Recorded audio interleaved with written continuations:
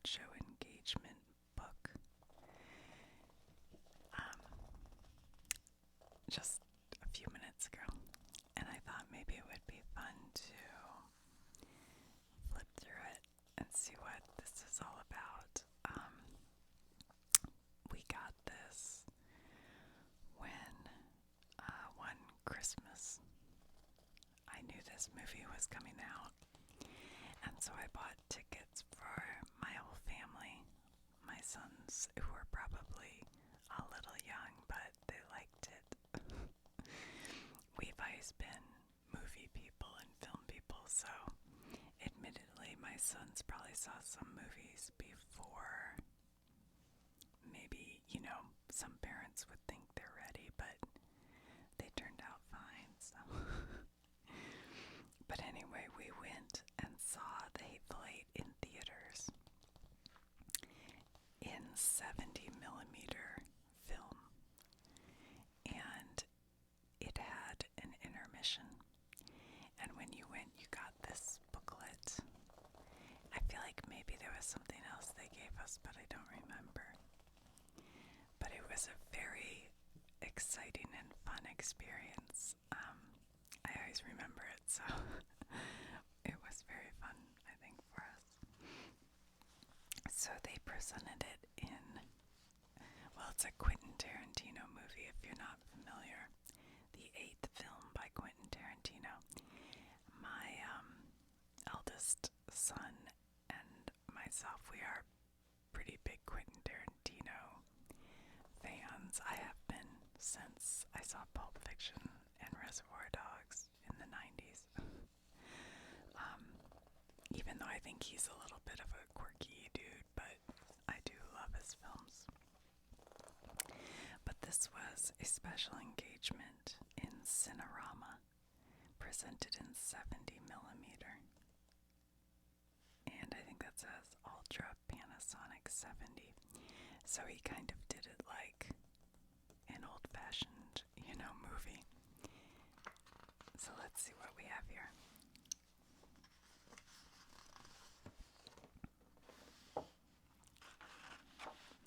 So here's a picture of them out on the huge prairie. And here's the cameraman. I guess maybe that's Tarantino. I can't quite tell. And he's got his heavy coat on, and there's snow just all over him. And then the two actors here chipping away at something. I'll be honest, it's been so many years since I've seen the movie. I'm not going to try to explain it or anything because I can't quite remember it all, if I'm honest. I know that on Netflix they made like a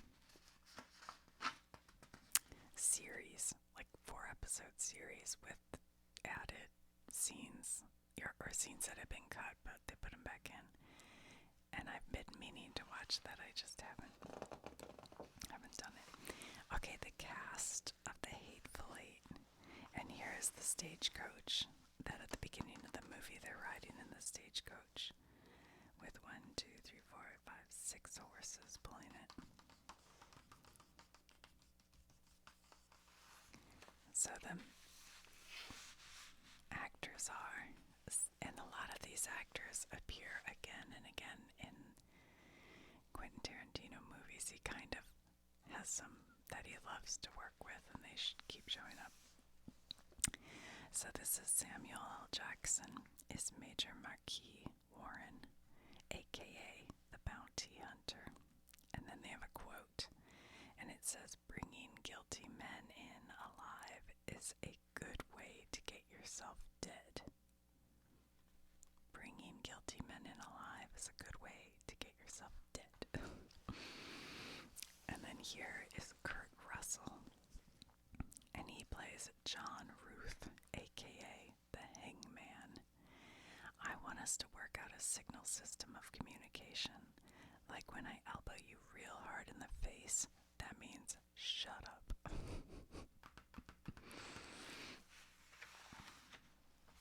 And here we have my favorite, Jennifer Jason Leigh as Daisy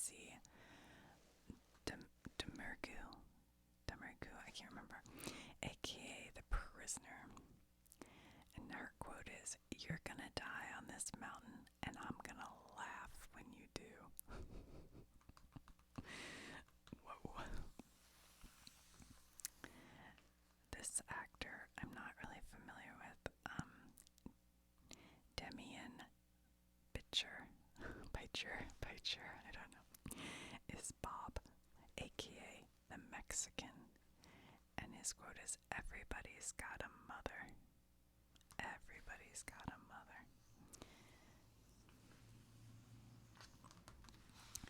And then this is another actor who is in a lot of Quentin Tarantino's movies since Reservoir Dogs. And that's Michael Madsen is Joe Gage, aka the Cow Puncher. And his quote says, "A bastard's work is never done."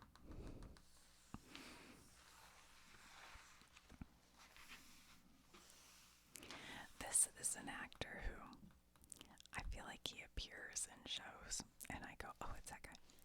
But I never know his name. Not in a million years would I've come up with this name. And that is Walton Goggins, is Chris Mannix, aka the Sheriff. And he says, "What my daddy fought for was dignity in defeat and against the unconditional surrender." Wow.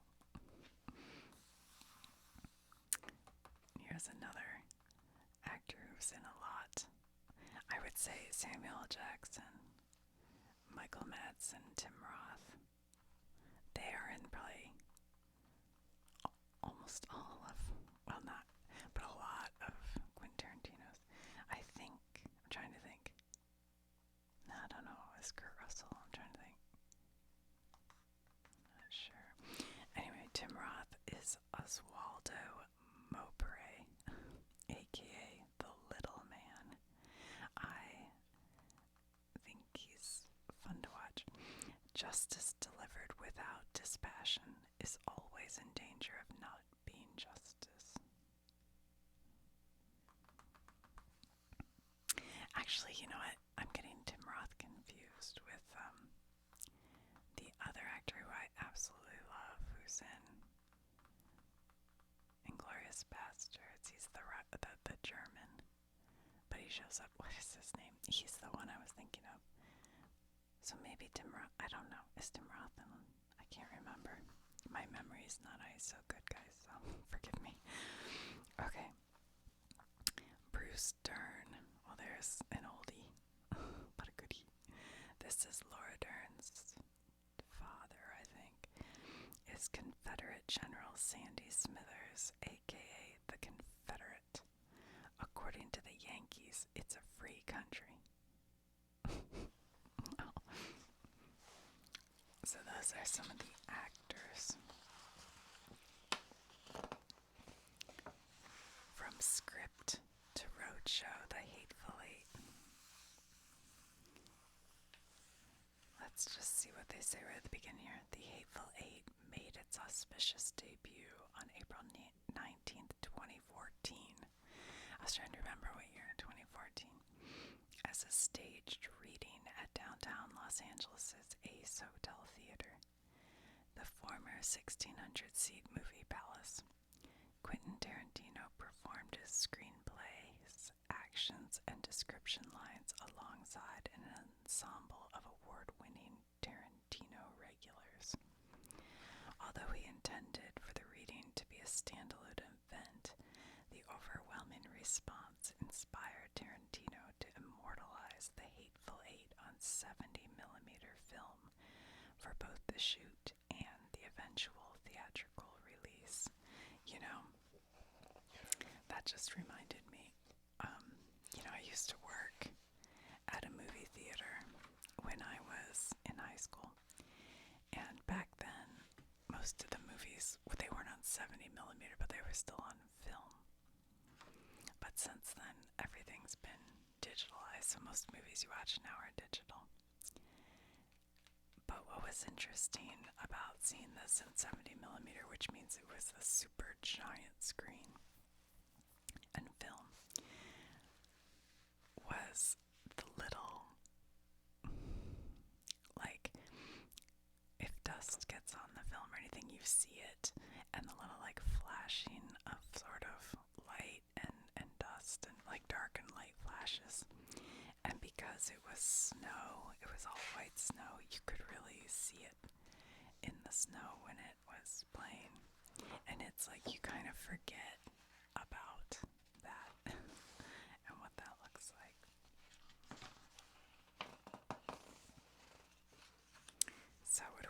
pictures of here. So there's Samuel L. Jackson, and what did we say his name was? Sorry. I have to go back and look real quick. Walton Goggins. And there's Jennifer Jason Leigh. I guess that's Kurt Russell. I can't quite see it. Oh, that's oh my gosh, that's what's his face? They don't tell us his name.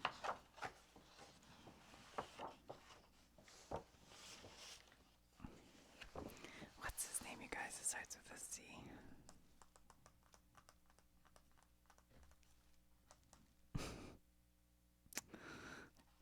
Channing Tatum. That's who that is. And there's Michael Madsen. And there's Chris Roth. And there's, I guess that's him again, right?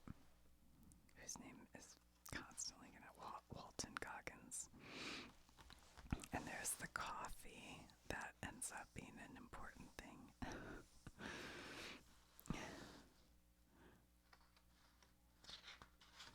What does this say? Ultra Panavision 70. Ultra Panavision 70 refers to the very rare and exceptional format that Quentin Tarantino and his team used to shoot The Hateful Eight. Panavision's unique anamorphic camera lenses capture images on 70mm film in an incredible aspect ratio of 2.76 to 1. Almost all films you see today are shot in ratios of either 1.85 to 1 or 2.39 to 1. So to put it simply, Ultra Panavision 70 provides an amazingly wider and more detailed image. Only a handful of films have ever been made in this format, including Ben-Hur, Mutiny on the Bounty, It's a Mad, Mad, Mad, Mad World, Battle of the Bulge, and 1966 Khartoum, the last time a motion picture was made in this format. Yeah, I think that Tarantino actually bought all the cameras and maybe paid for the theaters to have bigger screens or something. I don't remember exactly, but it was a big deal. Actually, let's see if they tell us here. They say principal photography began in 2015. So, okay, so by the time my kids saw this, they were teenagers. They weren't like little kids. I couldn't remember. So, yeah. My son was born in 99 and my twins in 2001, so they were not kids.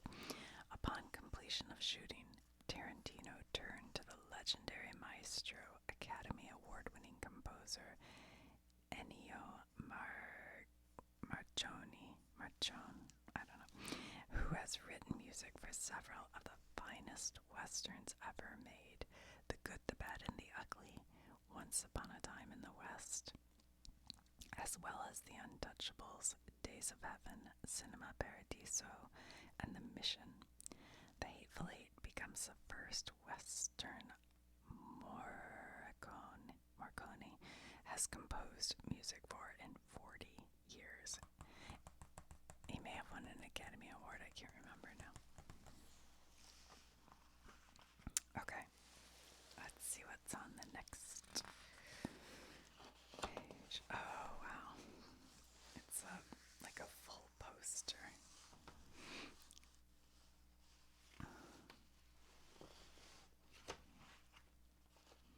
That's Walton Goggins. I don't know why I can't remember his name. Look at the snow is just crusted on him. And he's holding like an oil, lantern. And it says The Hateful Eight at the bottom. It's so big I can't quite fit it all in the screen.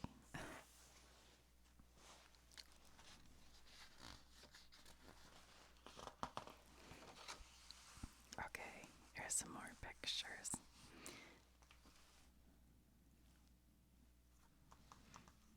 There's Bruce Dern, Samuel Jackson, Walton Goggins, Tim Roth,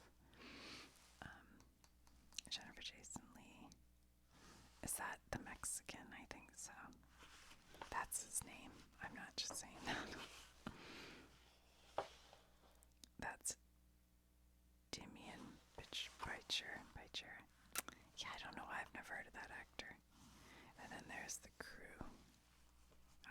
snow. I bet that was a tough shoot. In keeping with Tarantino's appreciation for film in a bygone era of event distribution, The Hateful Eight is being released in North America on December 25th, 2015, exclusively in theaters equipped to project 70mm film. The Movie Palace experience will live again in 98 theaters with an exclusive roadshow in the largest 70mm release in over 20 years. Pretty cool. Here they all are sitting in it kind of takes place like on this stagecoach and then pretty much in this place. I won't give away too much of the plot in case you want to go watch it. Like I said, you can watch it on Netflix. It's a series on Netflix, so that's kind of nice. Roadshow release. What does it say? See, the Roadshow presented a longer version of the film. So the version we saw was the full version with the intermission. And then it was shorter in the wider release. That's right. This is all coming back to me. The version we saw included a musical overture to start the show, an intermission between acts, and a souvenir program. Roadshows became the gold standard for exhibiting pictures like Lawrence of Arabia, Gone with the Wind, Cleopatra, Battle of the Bulge, The Ten Commandments, and Ben-Hur. And now, such is the case with The Hateful Eight. The Ultra Panavision 70mm roadshow presentation of The Hateful Eight that you are now part of is an experience that hasn't been had in over 50 years.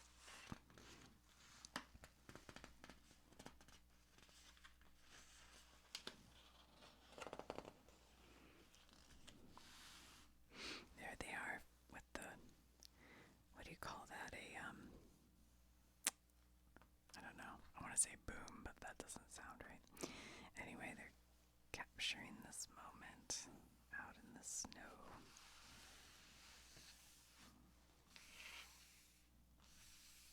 I think this might be Kurt Russell and Samuel L. Jackson talking out in the barn.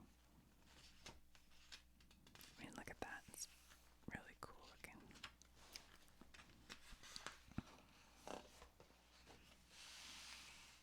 And there's the old coffee pot.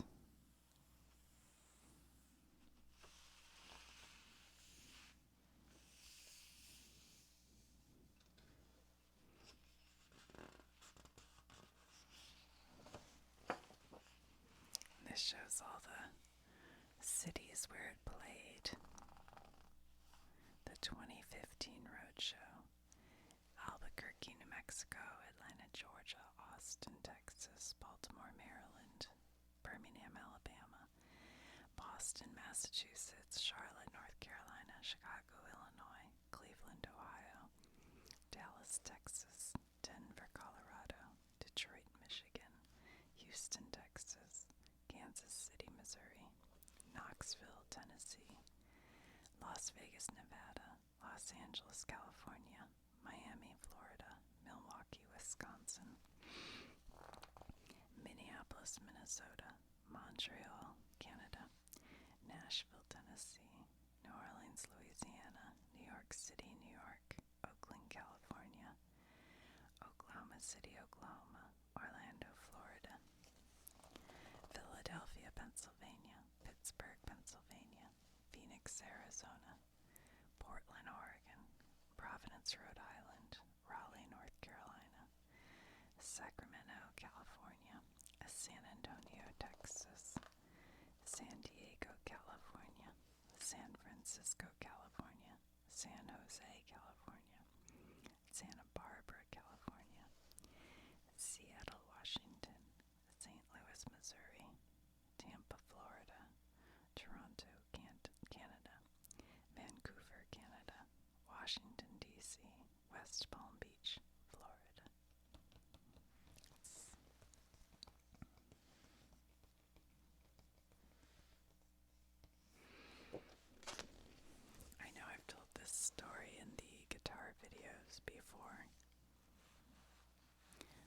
was a moment in this movie where the production had a identical version, a copy of a 1800s era Martin guitar made up for Jennifer Jason Leigh to strum. But they also had on hand an original 1800s, one of a kind, basically, Martin guitar, worth kind of unknown because it was so rare, but a lot, okay? And the director or production, whatever, I don't know, had Jennifer playing the real Martin guitar, and then it was going to be switched out for the copy, and Kurt Russell gets mad at her, and he grabs the guitar and he smashes it to bits. But during the scene, Kurt thought they had switched it out, and so he grabbed the guitar from her, and you can hear her, because they actually used the take in the movie. You can hear her go, no, no, no, no, no. But he thinks she's acting, and he takes the guitar and he smashes it, and it was the real Martin guitar, and he smashed it to bits. And it's really kind of silly to use a real guitar because nobody, and I mean nobody, could tell the difference if they make an exact replica on camera. I mean, you'd have to be, I don't know. I don't even think a historian could actually tell the difference. A guitar aficionado historian, if you made it good enough, would not be able to tell on camera the difference. But after that, Martin Guitar said they're not going to loan out any more guitars for productions. But you can watch it happen on the movie. Like, they used that cut of it.